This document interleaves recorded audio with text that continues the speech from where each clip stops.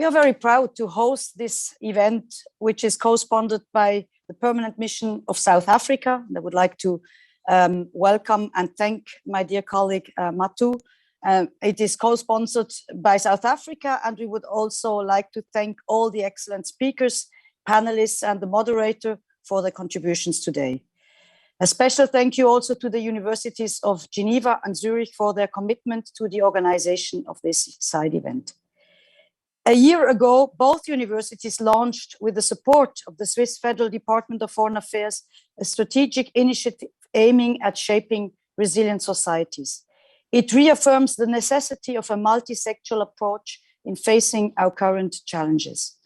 Switzerland is committed to contribute to a world that is better equipped and resilient for future systemic shocks. With the 2030 agenda, we have the shared blueprint we need for a more inclusive and sustainable recovery. In light of the magnitude of the current crisis, we cannot respond in silos. Building back better calls for more coherent, risk-informed and prevention-focused approaches that look at the interlinkages between the SDGs and integrate all three pillars of the United Nations to reduce the collateral damages of a pandemic. The principles of leaving no one behind has gained new importance and should guide us in all our actions, now more than ever. In order to be resilient, the society must ensure that the social, economic, and environmental dimensions of sustainable development are kept in balance. We have to check and balance how our society can best withstand the successive waves of a crisis and become more resilient within these dimensions. What does this mean? It means that policymakers need to identify opportunities, maximize co-benefits, and manage the necessary trade-offs between different policies and interests with a view to promoting sustainable development and shaping resilience. A transversal approach to meet a crisis like the current pandemic is complex and requires agile public policies. The inputs of all members of society are necessary in order to make sustainable development the most common denominator of our policies. Providing space to civil society organizations, academia, and the private sector will make our sustainable development policies stronger and help shaping resilient societies. Finally, let me highlight four other important aspects when it comes to shaping resilient societies. The first, our actions have to be future-proof. The extraordinary economic COVID-19 support packages should pave the way to socially inclusive and environmentally sound recovery. We must avoid investment decisions that risk a lock-on of emissions and negative effects on the environment and biodiversity for years to come. Second, trust needs to be maintained. The crisis has highlighted the importance of effective, accountable, and transparent institutions that enjoy the trust of the population, even when drastic measures are taken. We realize how crucial it is for the trust in our institutions, for democracy and the rule of law, that special powers granted are lawful, proportionate, and time-bound. Third, transformations should be evidence and data-based. As the Global Sustainable Development Report has clearly outlined, reliable data and statistics are as well as strong science policy interface are key to support evidence-based decision-making. Scientists and data producers can help policymakers to take the right decisions towards sustainable development in times of a crisis. Evidence-based policies are certainly the ones that address the most objectively the challenges we are facing. I also strongly believe that globally applicable standards for data and statistics can also help combating pandemics. On this note, allow me to highlight that the third UN World Data Forum, which contributes to the implementation of the 2030 Agenda, will take place in Bern, Switzerland from 3 to 6 October 2021. And we look forward to substantive discussions. Fourth, opportunities should be seized. This crisis offers a window of opportunity to rethink how we work and travel in the area of digitalization. There is growing willingness to redesign dialogue and cooperation by embracing innovative ideas and technologies. We should make use of these experiences to further promote sustainable development everywhere. I thank you for your attention. Apologies for the sound problems we seem to have had at the beginning. And I'm very delighted to hand over the floor to Her Excellency Ambassador Matu Joini, the permanent representative of South Africa, co-sponsor of today's event. Ambassador Joini, dear Matu, the floor is yours. Thank you very much for being with us. Thank you very much, Pascal. And thank you to Switzerland for hosting this important event. South Africa is honored to co-sponsor this event as the distinguished panelists reflect on this important topic of shaping resilient society towards a sustainable future. My brief remarks today will focus on data ecosystems as a tool for evidence-based decision-making, amongst many other important uses of data. Statistics as a public good benefits users at all levels of society. And as such, a culture of measurement is an essential prerequisite for the production and use of data and statistics. And implicit in a culture of measurement is the recognition that data and statistics have intrinsic value and they are an essential component for the smooth operation of society and the state. And the COVID crisis has affected the collection of data in many ways, and at the time when we need it most. As in many other circumstances, this has forced us to re-examine and rethink our existing approaches, systems and frameworks of data collection, data sources, and knowledge creation. We have seen multiple data producers coming together to build value through collaboration and partnerships. And I think one of the things that we'll be focusing in this site event is precisely that. South Africa has seen this in action during this time of COVID-19 in many instances. A specific example is where the public sector and the telecommunications sector work together to keep South Africa's citizenry informed of what is happening around them. These partnerships within the information industry have led to the realization that for innovative solutions on data and statistics, the public sector needs other players in the data ecosystem. Let me end by saying that as we reflect on this important topic of shaping resilient society towards a sustainable future, we have to factor in the digital divide and its impact on our ability to achieve the development agenda that we'll be talking about today. And we really have to think quite carefully, how are we going to address this challenge? I wish the panelists fruitful deliberations and look forward to the outcome of this important initiative. Thank you. Thank you very much, Her Excellency Ambassador Pascal Beriswil and Her Excellency Ambassador Matu Joini for your very thoughtful and welcoming words, as well as hosting today's event. Distinguished experts and guests, my name is Michael Skapmann. I'm a professor of remote sensing and the president of the University of Zurich in Switzerland. I'm very excited to facilitate this joint event on how we can shape more sustainable and resilient societies. In particular, by transversal, cross-sectoral, and cross-societal dialogues. As mentioned before by Her Excellency Ambassador Pascal Beriswil, today's event is a result of an initiative entitled Shaping Resilient Societies, launched by the Universities of Geneva and Zurich in Switzerland, as well as with the formidable support of the Swiss Federal Department of Foreign Affairs. The initiative contributes substantially to building more resilience and sustainability in response to future pandemic and other transformative events. It is therefore my great pleasure to announce today's keynote speech entitled Implementing the 2030 Agenda as a Key to Resilient and Transformative Societies by Professor Messerli. Piet Messerli is the Professor of Sustainable Development and Director of the Wyss Academy for Nature at the University of Bern in Switzerland. He also co-chairs the Future Earth Initiated Global Land Project and the independent group of scientists authoring the United Nations Global Sustainable Development Report. I'm very much looking forward to Piet Messerli's speech. Pete, the floor is yours.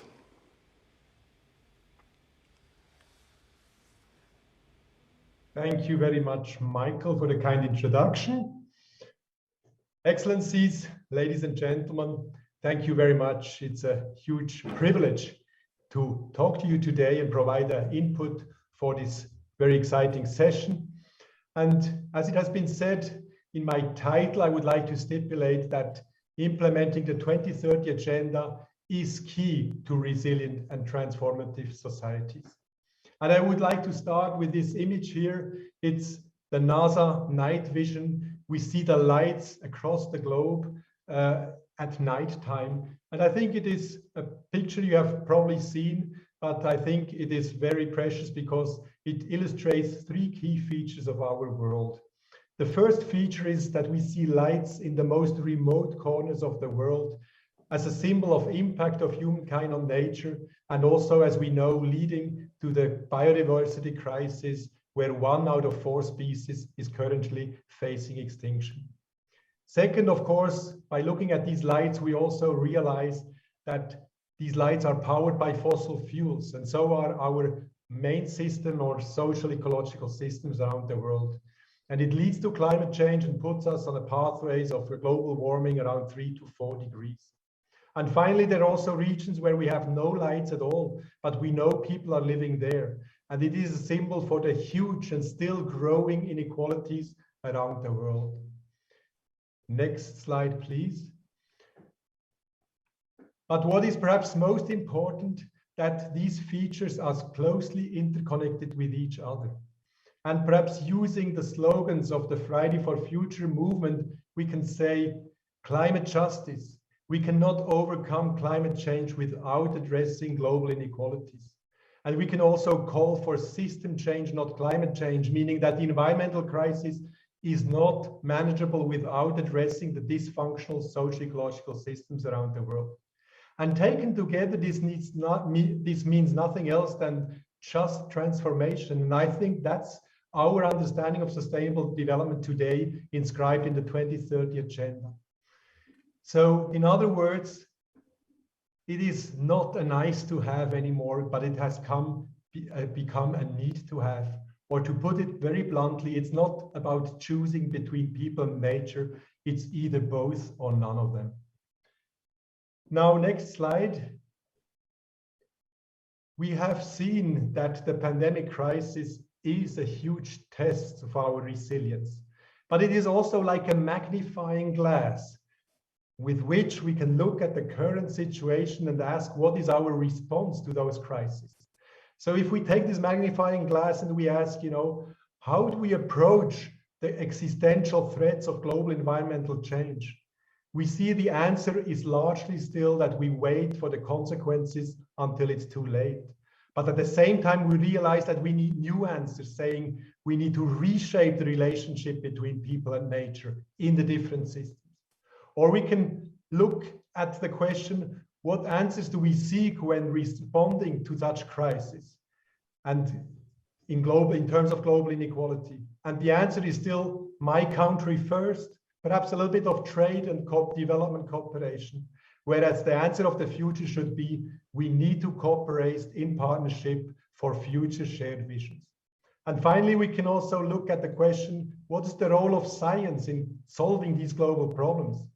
And the answer still is, and we have seen it, experts are there with words of warning alongside doubters and perhaps fake news. And the answer or the future would be, we need a collaboration between science and decision makers to jointly develop new solutions. So we are seeing still the answers of yesterday, but we have to be aware there will be no vaccine for the sustainable development crisis we are facing. We have to build forward in a new way. And when looking at the current or a normal description or definition of resilience, it normally says, resilience describes the capacity of a system to withstand shocks and to continue to function in the desired way. And hence it covers 3 key features: persistence, adaptability, and transformability. And personally, I think persistence is only one feature, but we need to focus especially on the adaptability and transformability. And the question hence is, how can we support and enhance these capacities of adaptation and agency towards transformation? And please allow me to share with you 3 insights from the Global Sustainable Development Report. The next slide, please. In this picture on the left-hand side, we have asked, what is the current body of knowledge with regard to the interactions between different SDGs? And on this matrix, you see 17 times 17 SDGs. And in blue, you see that there are co-benefits between SDGs, but there are also huge trade-offs. And what this means is that we cannot continue with sectoral policies, trying to tick single boxes. We need to think systemically again. We have to address systems. And on the right-hand side, you see those key dysfunctional systems that we need to transform, be it sustainable and just economies, be it the energy system or the food system, or also peri-urban and urban development and others. That's our first important conclusion. Next slide, please. On the second slide, on the left-hand side, you see that we are living in a hyper-connected world. And in the last 50 years, these flows of information, of goods, of capital and people have grown exponentially across the world. Our world is being transformed by complicated flows and interactions of capital, of economy, of people, of information, and so on. Hence, if we turn to the right-hand side and ask, how can we transform those systems? We clearly have to define the key levers for change, which are governance, economy and finance. It's also individual and collective action, but also science and technology. Now, that may seem pretty obvious, but I think what is key is that we have to ask, what are the purposes of these levers? Can we motivate economy and finance towards a shared vision as the 2030 agenda? Is science ready to enter into a debate about the purpose of how we deploy our knowledge and our data? That's key, because each government, each actor on these levers can be both really advancing or hindering the progress. And the second important conclusion to me is, no one of these levers will be a silver bullet solution to change. Rather, we have to really overcome the silos and radically rethink the partnerships between those different sectors to achieve the change we need to have. Next slide, please. On this last slide, on the left-hand side, you see a depiction of all the countries. You don't need to read them, in terms of their biophysical boundaries that they transgress in the x-axis below, but also in terms of the social thresholds that they achieve in the y-axis to the left. Now the picture is clear. Countries with this high social achievement have higher footprints, that's clear. But what is more important, if we think that the goal is to achieve the 2030 agenda, then we have to move to the upper left corner, where we reconfigure the relationship between nature and people. So that means the distance to target is the same if we are in Switzerland or if we're in South Africa or any other country of the world. But also the pathway to go there is different from one place to the other. So in terms of resilience, it means we have to enable every country to move forward. And as of now, we cannot grow first and clean up later. It will be too late. And we have to say that we are only resilient if all countries are resilient. And hence we need to think how we can advance those collaborations to configure those different levers for each place, mutually supporting each other towards the common goal.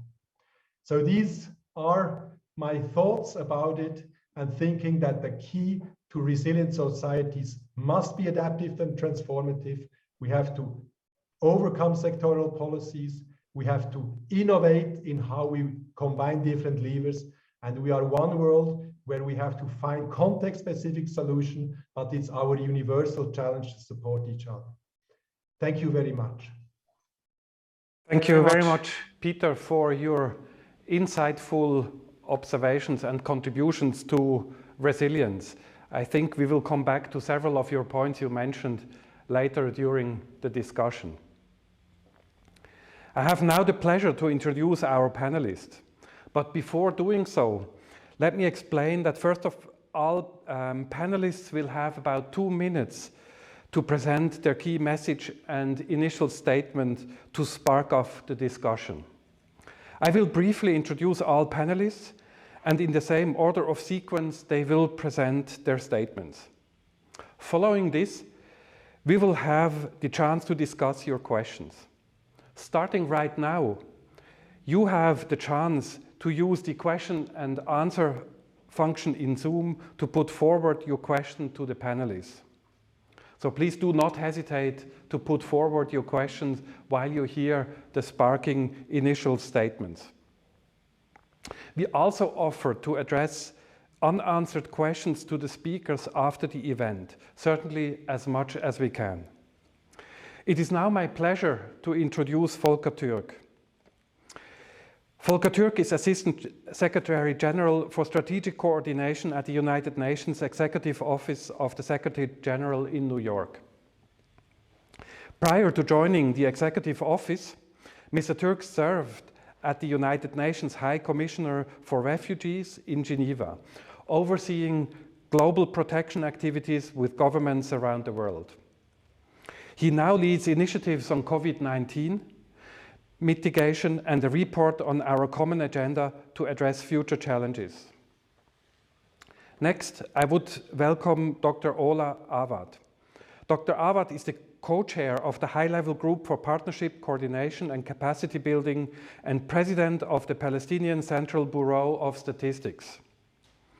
Dr. Awad brings to her position over 30 years of experience in a wide range of topics such as sustainable development, gender equality, labor market, and statistical literacy. She is said to be the first woman to be elected from developing countries and the Arab region to lead the International Association for Official Statistics. I move on to Dr. Sheila Agrawal-Khan. Dr. Agrawal-Khan is Director of the Economy Division at the United Nations Environment Programme. She has extensive experience in global environmental protection and deep understanding of global environmental funding mechanisms.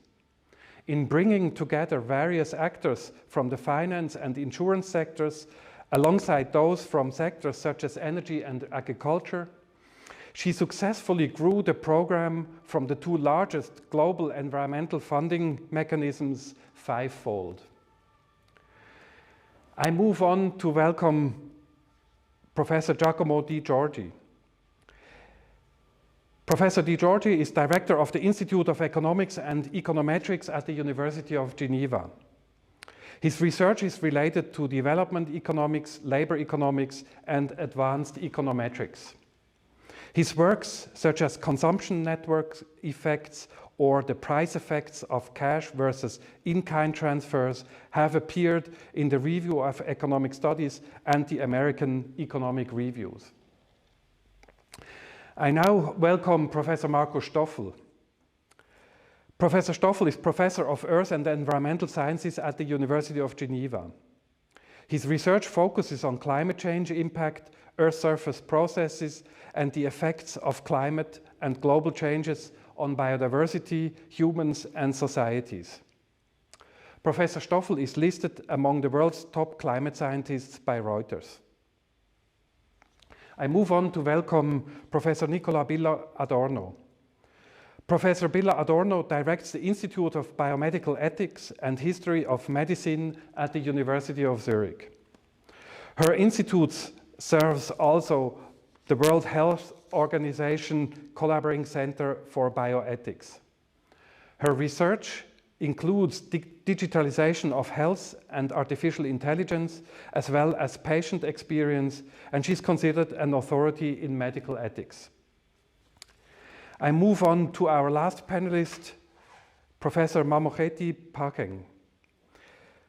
Professor Phakeng is Vice Chancellor at the University of Cape Town in South Africa. She is an agenda contributor to the World Economic Forum. She's also a founder of Adopt a Learner Foundation, a non-profit organization providing financial and educational support to students from township and rural areas to acquire higher education qualifications. She has won numerous awards for her research and community work, including the Order of the Baobab conferred on her by the President of South Africa. CEO magazine named her the most influential women academic in Africa. And she was also awarded the prestigious Businesswoman of the Year award in the education category. I would like to thank everyone to serving on this panel, and I would like now to call upon the first statement given by Volker Türk. But also for putting such an interesting panel together and on such an important, crucial, vital subject for the world. I was very intrigued by what Peter Messerly has just said. And when you were talking about we don't have a vaccine when it comes to resolving the Sustainable Development Goals, we may have some ingredients of it, and we probably need to build on them. And I think that goes to the heart of if you like, some of the data issues that we have been grappling with within the UN, but I also know at the national level that a lot of you are obviously dealing with data. And it's interesting because just 2 days ago, within the senior management group of the UN, we invited a couple of academics on the topic of truth. You'll be very surprised to hear that we are discussing truth within the UN, because we obviously know that with fake news, with the fact that science, the uncertainty of science, and the fact that we have to understand science, that we need to work with data in a different way, that is actually a topic that not only affects policy decisions, but also our democratic space and the political space that we're living in. And we had, for instance, Professor Naomi Oreskes and Timnit Gebru joining us, who I'm sure you have heard and know, who are history of science people, because it really goes to the question of how we deal with evidence-based and fact-based consideration of policies. And this really goes to the heart of what I wanted just to share with you. And this is about the UN data strategy. I think we have realized, we have learned our lessons on a number of fronts when it comes to data. Obviously, the UN sits on an enormous amount of data. I'm sure many of you are using them, especially when it comes to the Sustainable Development Goals, but also beyond it.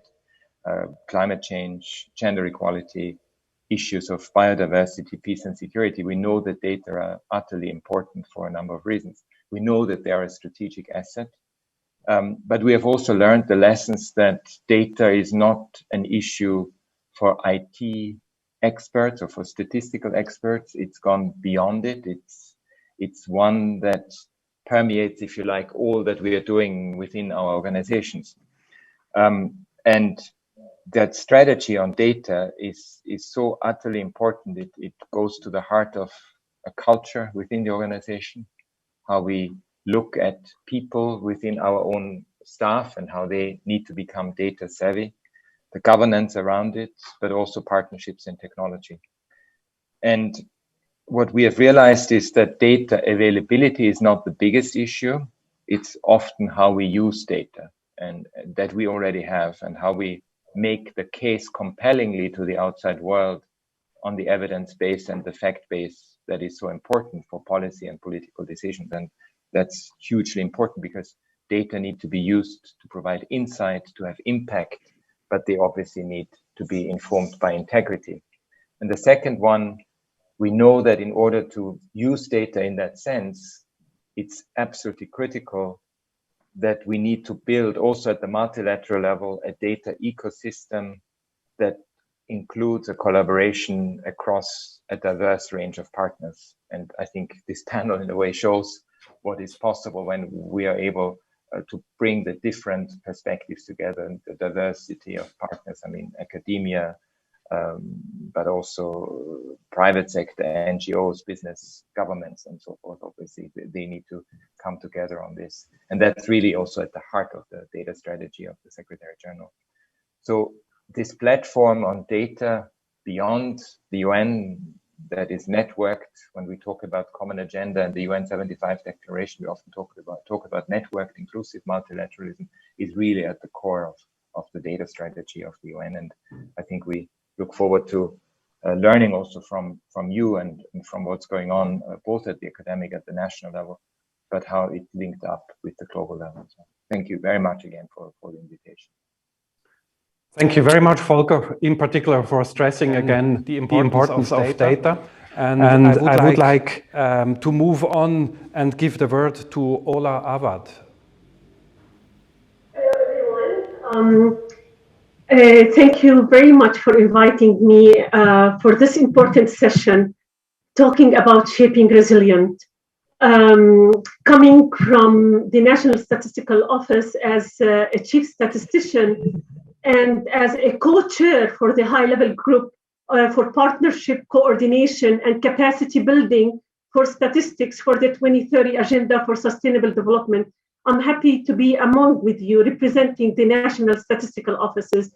And this is really, this kind of session is such an important session to discuss that issue, because it's not only focusing, when we talk about data, we're focusing only on the National Statistical Offices. Talking about shaping resilient societies. As you may know, the global COVID-19 pandemic is affecting crucial operations all over the world's statistical system. According to a survey on the impact of COVID-19 on national statistical offices conducted by the United Nations Statistics Division and the World Bank in May 2020, 96% of national statistical offices had partially or fully stopped face-to-face data collection. National and international agencies, statistical agencies, really should focus more on developing the data ecosystem, which has been highlighted in the opening. We talk about the developing of data ecosystem, that we have to really respond quickly to ensure the continuity of critical statistical compilation activities and the continuous availability of data to guide government and all sectors of society's emergency mitigation efforts. Official statistics should also review its operations and systems to learn from the experiences and improve its operations. And I'm happy with the upcoming questions that we can highlight more on that perspective. Thank you very much. Thank you very much, Ola, for these important remarks, in particular a data ecosystem. And you know that the term resilience is highly coupled to ecosystems, not only in a biological sense, but in a much more diverse sense as well. We move on to the next panelist, and I would like to give the word to Sheila Agrawal-Khan. Thank you, Michael. With the pandemic, we're seeing increasing amounts of unemployment. We're seeing capital flight, loss of remittances, increasing debt burdens. And on top of that, coupled with a climate crisis, nature crisis, a pollution crisis. The challenge we've seen with the pandemic is, with a world so interconnected, we've still seen levels of vulnerability we could have never imagined. And Peter said it. He said, you know, we're dealing with crises and shocks as they're happening. You know, we're dealing with the impacts. But here's a chance to be able to think through what it means to become a resilient set of societies out there. Are we going to wait for the next shock before we can think through again how to react, or are we going to become resilient to what could be facing us next, and we don't know where it's going to come from? So here's an opportunity to think through what it would be, to move away from the more siloed approach in which we've dealt with things. You know, it's really interesting that maybe 30 years ago or so, when I started my career, I remember engaging with a government official who said, well, you know, we need to protect this particular area of land because the Biodiversity Convention is telling us we have to put aside areas for biodiversity. And this is not a touched area. But actually, we've moved so far from that to looking at, well, actually, they're ecosystem services, natural capital that we depend on, that jobs, people's livelihoods, agriculture, food safety, food security, all comes from this. How do we work in an environment where we're looking at these kind of pillars, whether it's jobs, whether it's natural capital? How do we bring them together so that we can become more resilient as a society? The Green Fiscal Policy Network partners at the IMF said in periods of uncertainty, increasing public investment by 1% of GDP creates 20 to 33 million worth of jobs. So we need to be looking in this kind of a situation where we're looking at sectors which we would have never traditionally dealt with. We would have dealt with conservation on the one side, financing on the other side. We would have national budget discussions happening somewhere, environment happening somewhere else. Now is a time for us to look at that. And, you know, Ola and Volker, you talked about data, and what would be very interesting is how can we use this world of digitalization and all this data that is out there, fantastic way of using the internet to be able to bring lots of data together, which allows us to see things in very different ways, to look at public spending. Where are governments? Where do you want to put your money so that actually it can create not just more jobs, more resilient infrastructure, does not lock us into unsustainable infrastructure that will be obsolete in 10 years, that looks at how we deal with nature. So we need to be looking at, to build resilient societies, where public debt is going, where public spending is going. How can the central banks set up the kind of regulatory environment to be able to set the enabling environment to get this resilience right? How can we work with commercial banks, with the insurance players, because all of them get affected no matter where the shocks are going to happen. And if there's going to be another big shock in the near future again, coupled with what we're seeing now, we need all sectors of society, from governments to the finance system, to civil society, the private sector, to think through where do they need to come in to build this kind of more resilient society. Thank you. Thank you very much, Sheila, in particular by giving a positive connotation of collaborative actions to react, in particular in times when the word crisis is being used in an inflationary manner. So thank you very much for this. And I would like to move on to our next panelist, which is Giacomo Di Giorgi. Giacomo, the word is yours. Thank you very much. Thanks so much for giving me the chance to actually give my few sentences on this. I think we need, of course, a lot of things. One thing that maybe has not been mentioned yet, I think we need a framework. We need a theoretically grounded framework to start really talking about resilient society and resilience in general.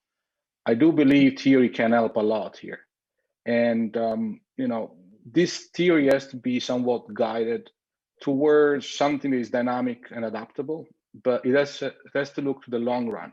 Long run in a sense of the deep causes of facts and lack of resilience, but also the long run in the sense of what are the possible solutions that are not just going to be COVID-based, because COVID is, again, it's a very big fact. Obviously, it's a very big shock, a huge pandemic, and so on. But there will be different other shocks, and we have all talked a little bit about, the need to actually be resilient towards things we know, potentially towards things that we don't know. And that's where I think theoretical frameworks do help a lot, because they allow us to think about, outside what we know now, rather than just sticking to the specific fact.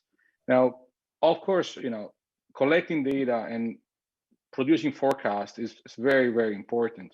And everyone has been sort of saying that the way you collect data is incredibly important and so on and so forth. I think we have a tremendous chance right now. That's of combining many different data sources, unusual data sources. Consumer data, for example, are things that are collected continuously without having the need to actually install anything new, we can actually use those data. A lot of us are actually doing that. The internet is allowing us to do that. Imagery allows us to do that. What I think it's going to end up, in a way, being very important here is to go from the bird eye view of the world and then countries into the very, very micro view of the individuals. And that's because I think the inequality is not just across countries or across continents or whatnot, but inequality and lack of opportunities and unfairness of access are characterizing individual lives within countries, within regions, within households, across ages. All of this, I think, is going to be incredibly important to understand what is to be resilient, because I suspect that the deep roots of inequality is what really drives a lot of the lack of resilience. Thank you very much, Giacomo, for emphasizing the need of a framework, and in particular your suggestion of also exploring the value of unusual data sources. I think this is very valuable. Let's move on to our next panelist, which is Markus Stoffel. Markus, please. Thank you very much, Michael, for giving me the opportunities to speak to you all today. Excellencies, ladies and gentlemen. My colleagues have already given you various insights into different ways of how to get out of the corona pandemic. I would like to take a slightly different angle, to add one more angle. It's one that has been used in the IPCC Special Report on Extremes, or also in the Sendai framework. It's the angle looking at disaster risk management. And I would like to make a call for an integrated disaster risk assessment, and risk management approach. If you look back at COVID-19, we realized that the risk of a global pandemic was well known to all governments, I would like to say. Warnings existed, not only when COVID-19 was hitting, even well before, and several governments had emergency plans in their drawers. Yet individuals and societies were caught by surprise 1.5 years ago when the pandemic was really hitting. In addition, I would like to say that the lack of preparedness also to COVID-19 or similar pandemics also exacerbated the negative impacts that we're still living through. Therefore, let me ask the question, are we really prepared for future shocks? I don't think so. The ongoing COVID-19 crisis made it pretty clear that societies are not really prepared to shocks, and also made it pretty clear that societies are not really resilient to shocks. I also would like to say that the solutions that were suggested, they were sometimes global, sometimes national solutions. They were not always adequate. So they ignored the different vulnerabilities, the different adaptive capacities within different parts of societies, even inside countries, inside different regions of the same country. This is why I would like to call for a more integrated risk assessment and management that is not only looking at pandemics, staying within the silo, but also looking at biodiversity losses and the climate crisis. For the time being, and using the disaster risk cycle, we're still in the response mode. And it will be very important, not only looking at COVID-19, but also looking at the other major challenges that we're facing, that we get out of this response mode, that we go to the recovery mode and get better prepared to future shocks to come. Thank you very much. Thank you very much, Markus, for promoting the integrated risk assessment. We have seen, if you do so, then IPCC and IPBES start to talk together about climate and biodiversity. The only downside was it took 30 years to do so. So probably there's also a component of speed or time that is necessary to be discussed. Let's move on to our last panelist, Nicola Biller-Adorno. Nicola, the floor is yours. Thanks a lot for having me. I'm very pleased to contribute to this important event. Crises like the current pandemic require hard choices. Politicians need to decide, for instance, whether to close shops and schools. This involves trade-offs. In our example, avoiding infections while burdening families and retailers. And these trade-offs necessarily involve value judgments. on what is more important. Such decisions, and that is my point, need to involve the public. In order to determine if a measure is proportionate, you need to understand who is affected by a measure, how and how severely. Without such evidence, politics cannot fine-tune and adjust measures. And this means we need a learning system that takes on board what matters to people. And to do so, we need tools that allow policymakers to feel the public's pulse with a view to their understanding of the crisis, their worries and frustrations, their moral preferences, and their behavioral dispositions. Ideally, these tools can at the same time be used to provide targeted information that allows people to understand the rationale for political decisions. The current pandemic has seen the development of innovative digital strategies in that regard. Among them is Publico, a new Swiss online citizens engagement platform that was created with support from the WHO. It is clear that communication and participation are key if we want to ensure individuals' compliance with needed restrictive measures in free and democratic societies, particularly when a crisis persists over a longer period of time. The alternative would be to insist on adherence in a top-down manner, to blame and shame people into compliance, to punish misbehavior, and to trace and cancel dissenting voices. This is hardly a desirable scenario, and whereas it might be effective in the short run, it's unlikely to foster societal resilience. I think it's important to realize that one can never succeed in shaping resilience, but together we can. A participatory societal discourse is key to building trust, to maintaining the cooperative spirit that is needed to address the global challenges we are facing. Thank you. Thank you very much, Nicola, also for emphasizing on the importance that value judgments must involve the public. So thank you very much, everyone. I did not forget Mamoketi Pakeng. She was very kind to offer to summarize at the end of our discussion, the discussion that was carried on.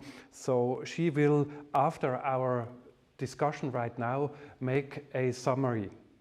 And I do not envy you, Keti, because we have chosen so many different topics that a synthesis is not easy. But I would like to state we are now being used to doing so. During the pandemic, we learned how to adopt as a necessity, and currently we are going to change as a strategy.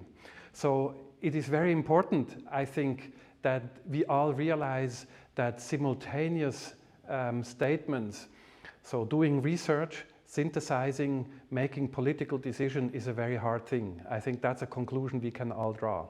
And when you add resilience, which is at even a higher complexity level, we have a very interesting discussion. Food for thought, food for discussion. I would like to open the panel now for discussions, either between panelists or with the general public. As soon as I receive questions from the public, I will put them in as further seed questions. But I would like to ask the panelists who would like to start with a question, maybe to another one, or adding to what has been said. Please make yourself known, raise your hand, raise a hand if you want to say something, and we put you in the front immediately.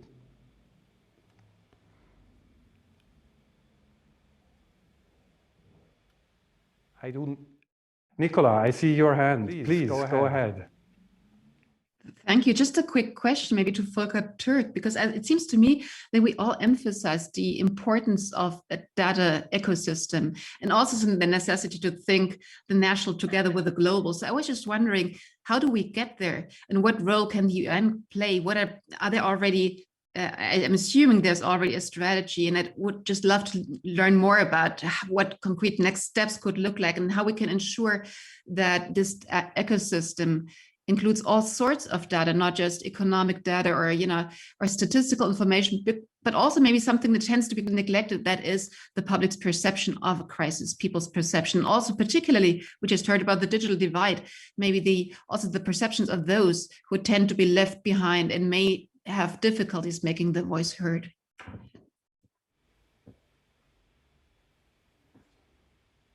Volker, if you're unmute yourself, or our...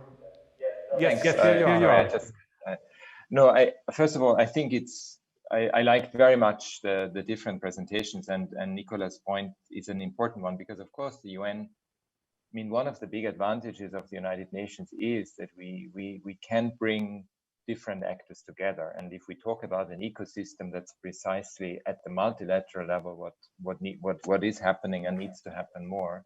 As we go also into this transformation of data, we have the Pascal Beriswil, the permanent representative, with us here. We actually had a very interesting discussion with the director of the National Statistical Commission here in Switzerland. And it's interesting to see how at the national level, statistical institutes or statistical commissions go through a bit of a similar exercise that we are going through, meaning that it's not just, as I was saying at the beginning, a technical aspect of collecting data, statistics, but it's really what's the next step and how can we bring it to the next step. And I think we're seeing this also at the multilateral level. So for us, I think our responsibility as the UN is to make sure that we offer this platform for the different parts of the system to come together in an inclusive and in a networked manner. I think the World Data Forum that is going to take place in Bern in October is going to be a very important part of this exercise. But it has to go beyond it. I mean, when we look at SDG implementation, as I was saying, if we look at gender equality, I mean, we need to look at all the data that we have in order to be able, and that comes from a variety of sources, including from within the UN, but also obviously outside. And we need to bring all of this together, analyze it, and make sure that we're able to then direct the policy decisions to where they are needed. And I fully agree with you, Nicola. I think it was also one of the strong points, this participatory approach, that it's not about, we can't have public policies on blame and shame. It doesn't work. I mean, I'm a lawyer myself. We know that the punitive approach is one of yesterday. We know that behavioral science tells us that we need to look at the conduct and the motivation and the aspiration of people in a very different way. And I think there's a huge learning exercise. By the way, the Secretary General just issued a behavioral science guidance note to all UN staff, precisely because we realize that, first of all, we need much more on sludge reduction in terms of bureaucratic processes and simplify them, but also looking at behavioral science of how we can improve our own programming, which is so important. And it goes to the heart of participation, deep democracy, a stronger age gender diversity lens in all that we do, that we are not looking at populations from a homogeneous perspective, but that we really realize that we're confronted with so many different interests, aspirations, needs from a wide range of perspectives. Thank you very much, Volker. Very interesting. I see that 4 people have raised their hand. I note it down using a very conventional pen because I'm never sure about the priority listing in the digital world. So I have Sheila, Giacomo, Marcus, and then Ola. So Sheila, please. I was just going to say that as the conversation was going, that, I think what would be very key in all the data work is to make sure that it's really driven by what the users want and how they can use it. And as I was saying earlier, what will be really interesting in building resilience is to seeing how very different players would be able to use that and be able to analyze data that could be of use. If I just give one example, we're seeing so many countries with climate change that are in their climate analyses and looking at their vulnerabilities, that drier seasons get even drier, and the magnitude of the rainy seasons means more intense rains and flooding.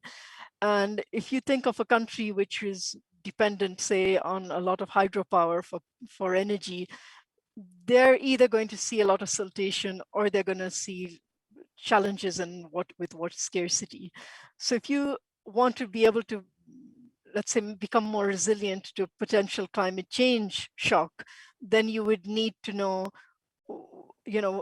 where should you be investing? How do you change your energy mix so that you become more resilient from the energy supply side? And what will this mean? Will you have so many different options today of where you can get your energy supplies, but which ones then will be able to create more jobs?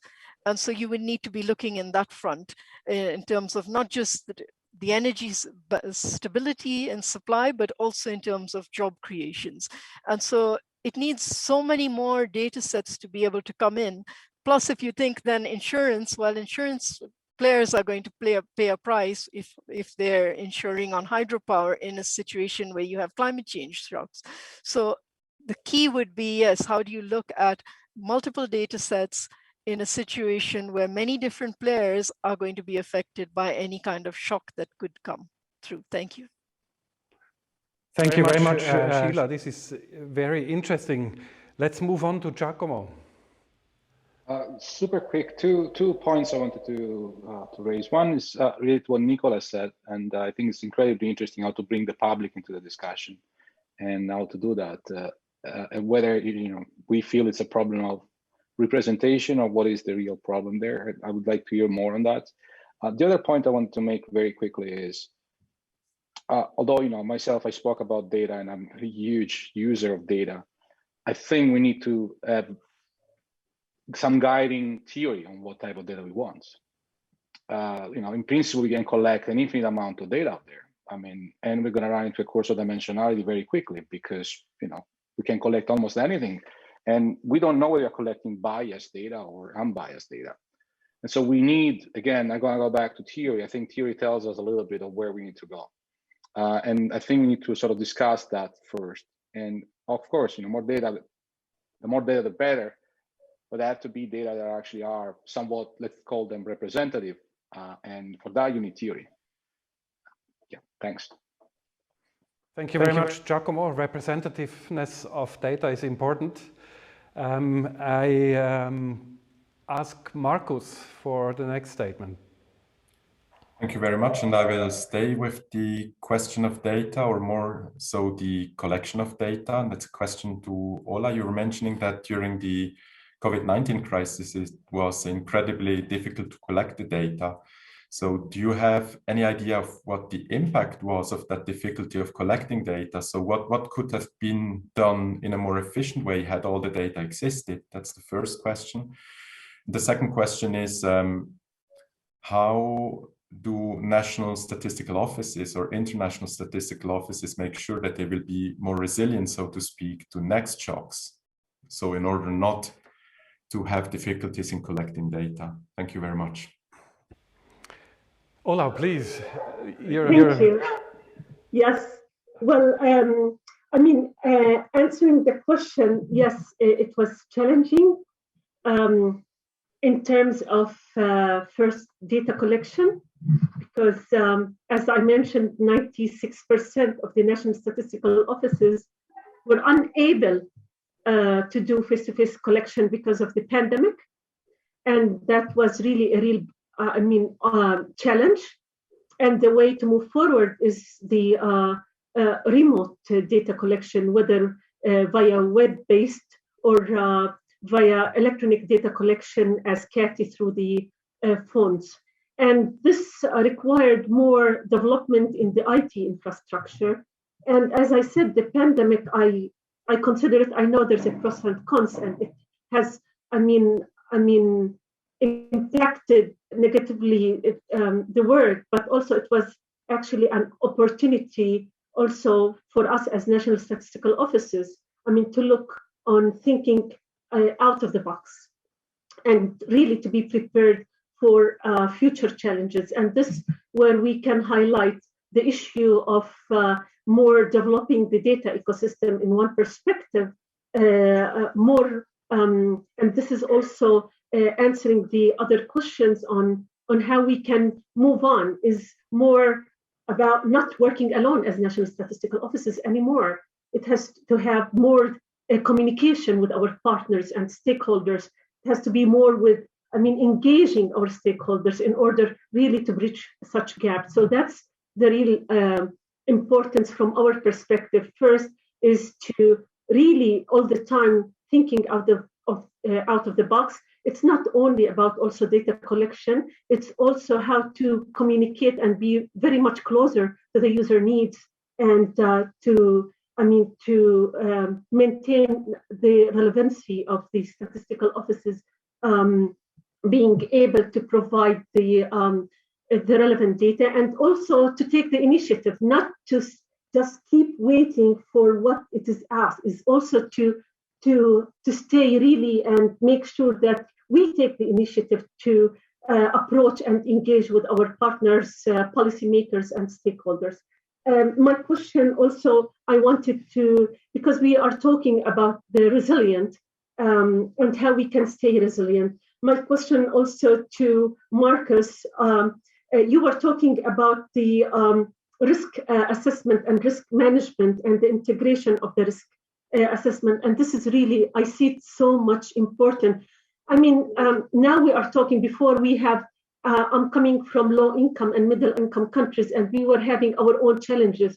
Now we are moving more to global challenges. And this is really very much important, how we can integrate such risk assessments in order really to be really well prepared for also future challenges. My other question to Giacomo about the need of for the framework. Do you think the data ecosystem would be a strong framework for the data resilience? Thank you. Thank you very much, Ola. I would like to give first Marcus the chance to answer on that, and then Giacomo. Marcus, on integrated risk assessment. Yeah, thank you very much. I would take a look at the different challenges that we're facing, like we do it for disaster risk reduction. So you first a look at what can happen. So you work with different scenarios. You need to think the impossible or the unlikely. You need to evaluate whether this can happen, where it can happen, how it could happen, and then look at other processes and look at all the processes combined. You should come up with a framework where the different eventualities, where the different shocks are put into the same assessment, into the same framework, and then you give probabilities to each of them. But in addition to that, you will also need to be prepared. So you need to make sure that your national governments, the international community, but even within the countries, because often national solutions do not work, you need to make sure that also within the region, solutions will be taken up by the local residents. So by looking at all these elements together, you need to develop plans, actions, measures that can be adopted should a new crisis emerge, should a new shock occur. That's the solution. Of course, it's not easy, it's not evident, because otherwise everyone would have done it already.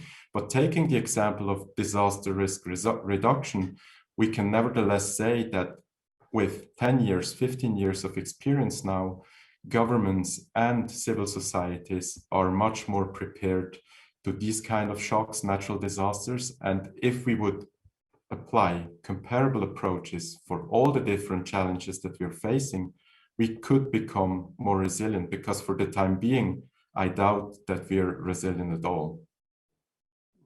Thank you much, Marcus. Volker, did you want to reply directly to Marcus? Or I give the question to Giacomo, which was posed by Ola on the data within your framework. Giacomo, please. Yeah, thanks so much for the question. I think, so the issue of data collection, where to get the data, when you start thinking about new data sources that are unusual ones, there are by definition almost tilted towards certain types of individual systems or whatnot. It's incredibly important. So how do we build an ecosystem of data where we know that what we are getting is actually not just a confirmation bias of what we want to see? That is incredibly important. We have seen many examples of that, right? So, the new digital world is about essentially taking the data and filtering them. And the filter works only towards the direction it's being fed into. So if you only get data with certain type of individual systems, then you're going to have whatever answer you wanted from the beginning.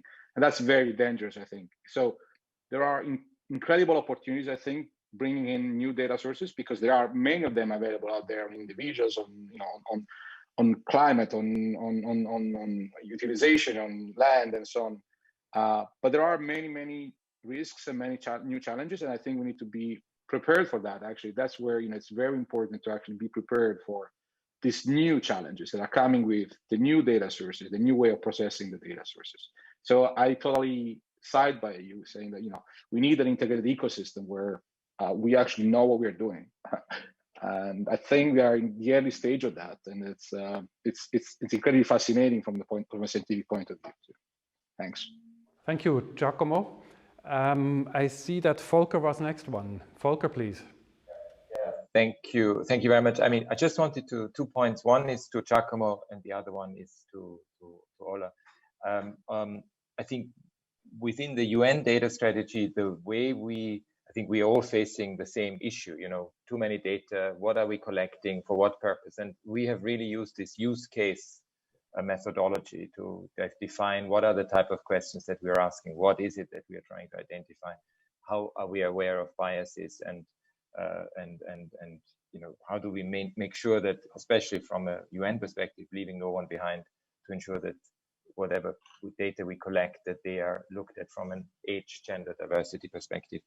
The second point on Ola, I think, and on Marcus, I mean, it's clear when we are preparing now the report of the Secretary General in response to the UN 75 declaration and the future of multilateralism, that which really fell into the very difficult situation of the pandemic, that it's also, and we have seen it as a huge opportunity to learn the lessons from it, hoping that these lessons would really lead to better strategic foresight, to a futures literacy, to a way to inform policy and political decisions in the longer term that are actually effective.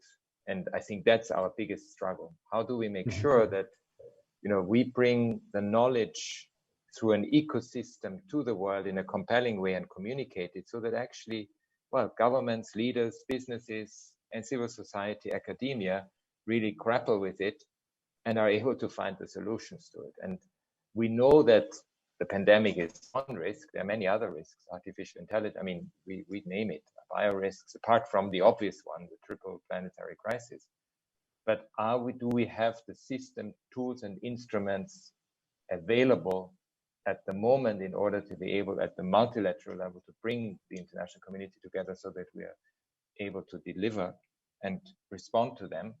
And I think the answer is no, we are not there, and we need to do a lot of work on this. So we hope that the Common Agenda report that the Secretary General will issue in September is at least the beginning of this very important process of reflection of what we as the international community, when we come together collectively in order to meet future risks, are able to deliver on it.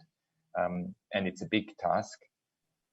It's also one, as I think Michael, you said, it's one where there's a sense of urgency. It cannot take years and years and years. We need to really act very fast on it. Thanks. Thank you very much, Volker. I hear words coming in like priorities, timeliness, preparedness in this whole discussion. Let me, before I give the word to Nicola, read a question from the public.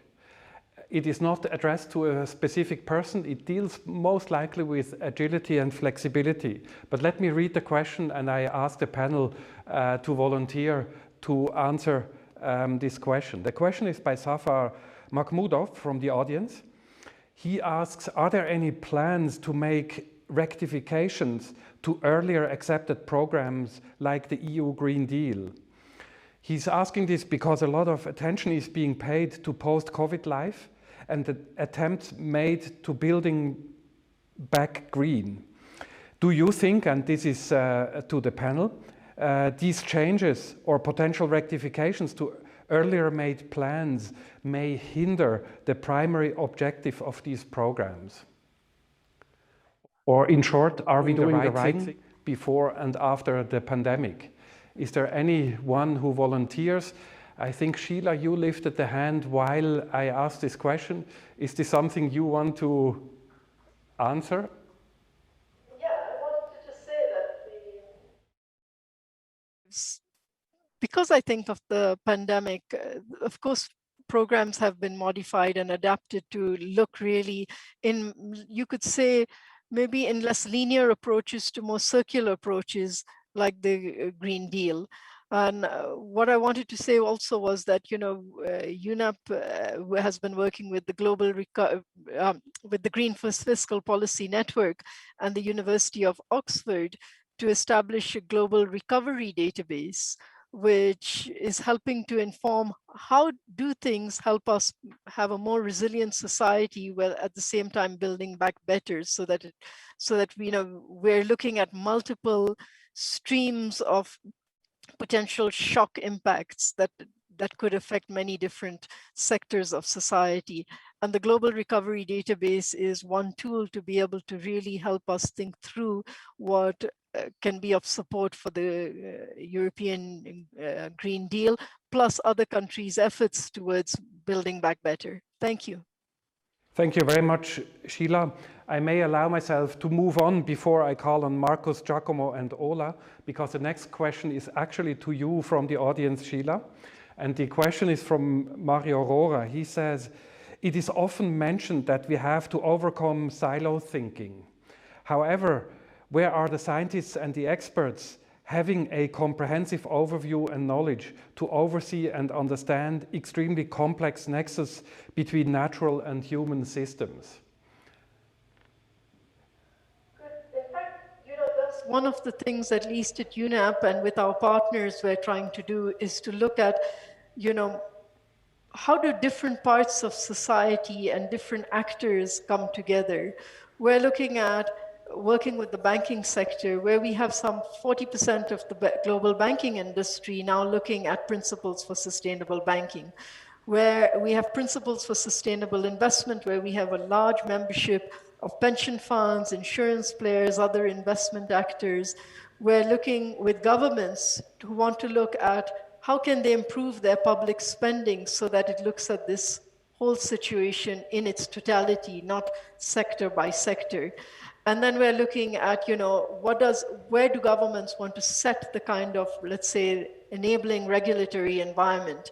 There is the network for greening the financial system, which central banks have been part of, and where there's some 100 members looking at what does it mean for, you know, the regulatory environment, so that different actors in society, from the business side to civil society to the consumers and to youth, what does it mean in terms of the kind of jobs that are incentivized, the kind of crises that we need to look at so that we prevent those shocks, to basically looking at a whole of sector approach and whole of society approach, so that every player in society has a potential to be able to influence the resilience transition we're going into. Thank you very much. The academic perspective to Mario Rohrer, that 20 years ago you could study mathematics, chemistry, or biology. Today you have curricula like neuroinformatics, economic chemistry, and in particular to the question that was asked, how do we integrate natural and human systems? Earth system science is an emerging topic you see at many universities. So the experts are being trained. There is not sufficient of them, I would say, so there's a certain urgency that we add more of these interdisciplinary curricula. But it's something that is happening in academia on a very wide basis. So thank you very much for asking this question, and I move on to Nicola, who was the next one on my list. Nicola, please. Yes, thank you. I think this follows up on Sheila's comment about inclusivity, and I would like to come back on to Giacomo's question about how do we actually bring the public perception into the equation. And I think quite obviously many people already are out there. They are on social media. And I know, for instance, that the WHO, that's done a lot of work in trying to understand public reactions, has pursued a strategy of what's called social listening. So you really listen to what people are doing, discussing on social media. We also know people have a tendency to retreat to closed groups as soon as, as you have a certain polarization in societies. So one strategy is to try to listen in and understand. But I think another approach, and I think this would be the more inclusive and approach, would actually be to invite people to join platforms, to join communities. And I think this would do more justice to also foster agency, what Peter Messerly talked about in the very beginning. Because I think, you know, the approach to listen into people, and of course with NLP and AI, you can also then move forward from understanding to trying to influence behavior, not only consumer behavior, but also, for instance, public health behavior. But we always treat then the public or relevant population group as passive recipients of our questions, as passive recipients of strategies that are imposed to them. And maybe to a certain extent in acute crisis, such strategies as justified, but I do think they need to be complemented by an approach that does more justice to citizens as active, as you know, as wanting to contribute, as being really active and taking, you know, making use of their agency. And I think this also relates to the larger questions of the ethics of collecting data. I think we've all agreed that, you know, collecting and using data is going to be so crucial to be well prepared to manage crises. But what's a fair way of actually collecting these data, I think, is an important question to ask, to make sure no one's left out, to make sure people aren't just, you know, put in a passive position, but actually invited to also highlight what they think is important, so not just only the passive recipient of questions. And also, I think we have a responsibility to not just question people, but to give something back in the sense of the Sustainable Development Goal 16 that calls for accountable institutions, as we heard in the beginning by Ambassador Beresville. So I think rethinking our ethics framework for data collection and use is going to be an important step forward as well. Thank you very much, Nicola. I need to remind myself now with my cowbell that we're slowly ending. And before ending, we still have 3 hands open. So if we can have very brief statements to finalize this session. I still have one question from the audience. Let's see how we proceed. Best is if Markus, who is waiting the longest now, if you want to make a statement, let us know, Markus. It was more a question than a statement to Nicola, but she was already giving part of the answer. My question would have been, what is the proper spatial scale to look at? Because societies can be so heterogeneous, and only taking the example of Switzerland with 4 linguistic parts and different, how to say, they have been affected differently by the COVID-19 crisis. Their reactions have been different. So what would be your suggestion in a generic way at what the right scale would be to look at public opinion, to look at societies, so as to make sure that you leave no one behind at the national level, but also at the international level, because we realized that national or global solutions didn't work out that well. I'll be very Nicola, very short answer. Very short answer. I think we are before the phase where we can actually be working towards scales. I think we are in a very early bottom-up phase where we need to hear what's out there and then try to structure it. And this is why I think the UN could have such a potentially important role in helping us structure this discourse on what important metrics would be in this regard. Thank you, Nicola. I would like to give the floor to the last question from the public, which is from Nicola Seidler. He's asking the question, what is your assessment of science policy collaboration dynamics during the COVID crisis, either in a national or other context? What worked well and what could work better? Is someone daring to answer this very important question? We promised. Volker, please. I think it's obvious that had we had the pandemic 10, 15 years ago, we would not be as fast as we are today when it comes to vaccine development. I mean, I think that's very clear. So, I mean, it shows that networking inclusivity has helped. Of course, when it then comes to the distribution of vaccines and making sure it's a global public good, there we have really failed, and that's huge work to be done. Thank you for this clear statement. More a political thing than a science thing. Yes, thank you very much for this clear statement, Volker. I think given the time, we have to move on and give the floor to Katie for her summarizing conclusions. Katie, please, the floor is yours. Thank you very much, Michael. It's been very interesting listening to all the presentations, and I have to say that all of them have signaled a growing awareness in the global north of the fact that we all live in the same global space. So we cannot discuss the resilience of one part of the world without also taking into account the rest of the world. COVID-19 has taught us that local is global, and perhaps many of us in the global south have always known that local is global, but COVID-19 has made it so much more visible. For instance, the global north is realizing that the only way to halt the development of new COVID-19 variants is to vaccinate the whole world. I read recently that the UK has admitted that it cannot open its borders while the rest of the world remains unvaccinated. No nation can be truly resilient in a world where humanity is struggling in so many ways. As Dr. Nicola Bila Adormo indicated, we can succeed in shaping resilient societies, but only together. The future of all humankind depends on collaboration, not just to address the pandemic, but to address all the problems or all the many problems that we have in common. Any challenge today that threatens resilience in any society will have global repercussions, if not immediately, then in future. For example, long before we heard of COVID-19, most of the world was beset by poverty and inequality, sexual and gender-based violence, including the exclusion of women and LGBTIQA+ people from the workplace and even education, and the exclusion of people with disabilities from contributing to their community life, environmental sustainability issues raised by climate change, shortages of basic resources such as water, shelter, food, energy, healthcare, and the list goes on and on. And these issues are growing in the global north as well as the global south.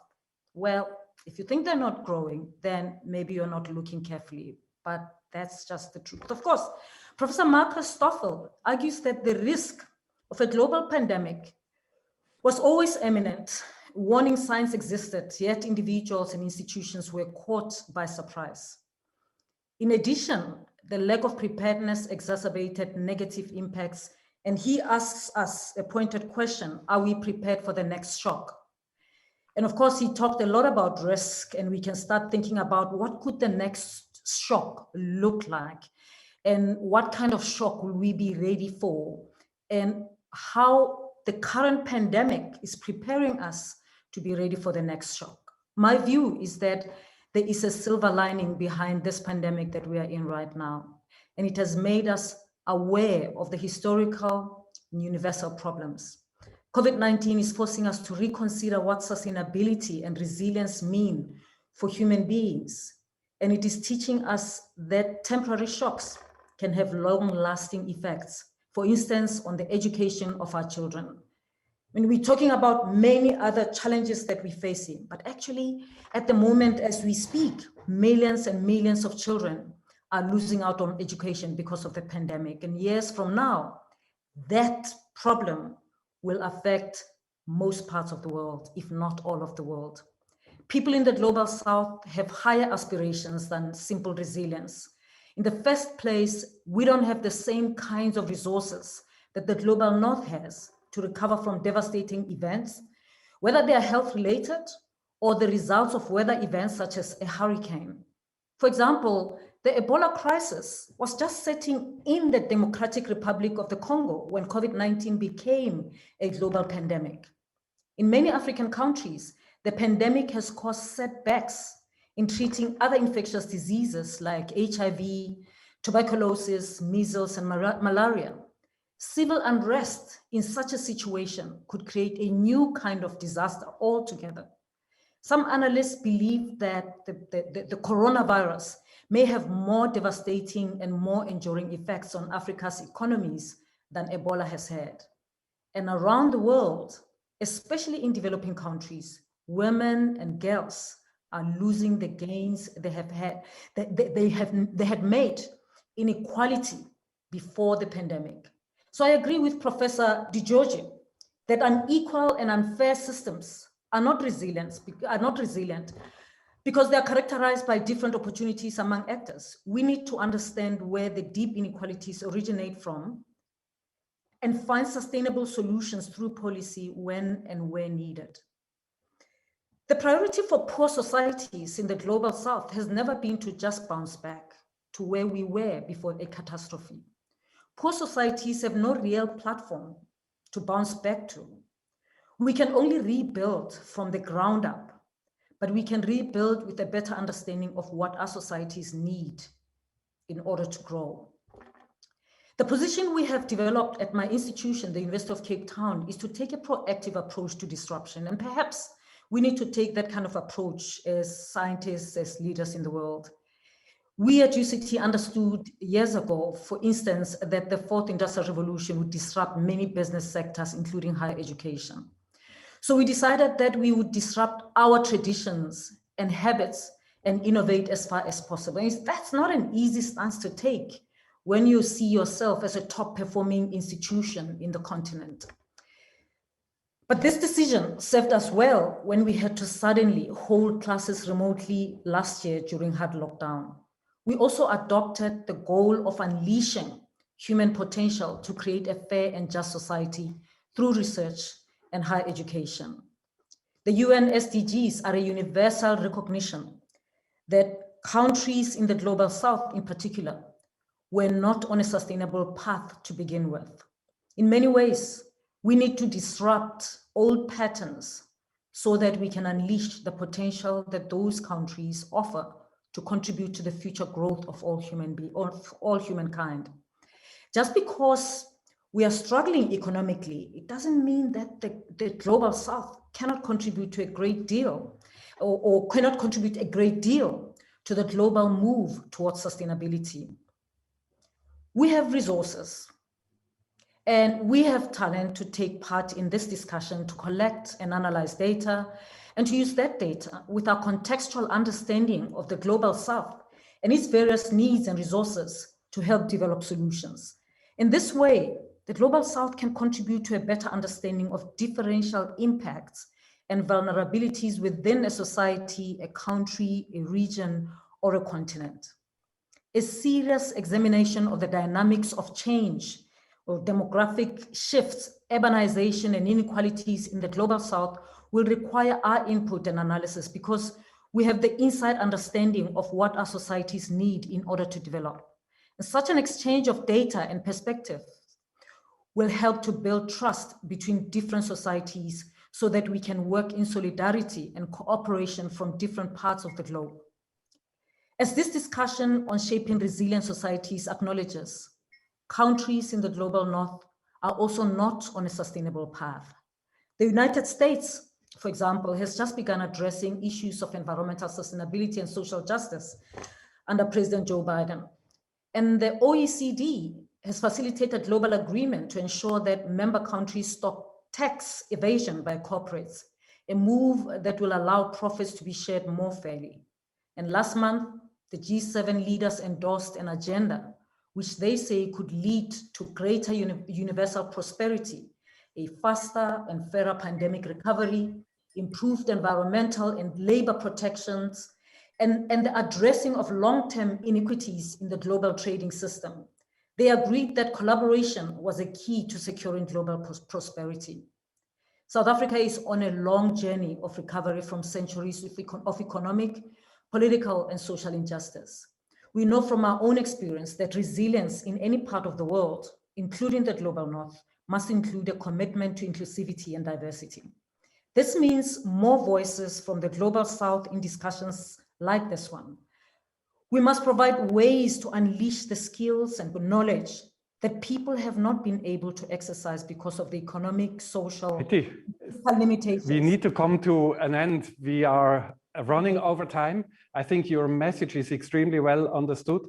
Thank you very much for your strong statement, which is very much appreciated. In the view of time, I would like to close by expressing my deep gratitude to everyone who contributed to this event, in particular the ambassadors. So thank you very much for joining. Thank you very much for everyone making such clear and concise statements. I think this helped the discussion very much. All I can do right now is wishing you all to stay safe and healthy.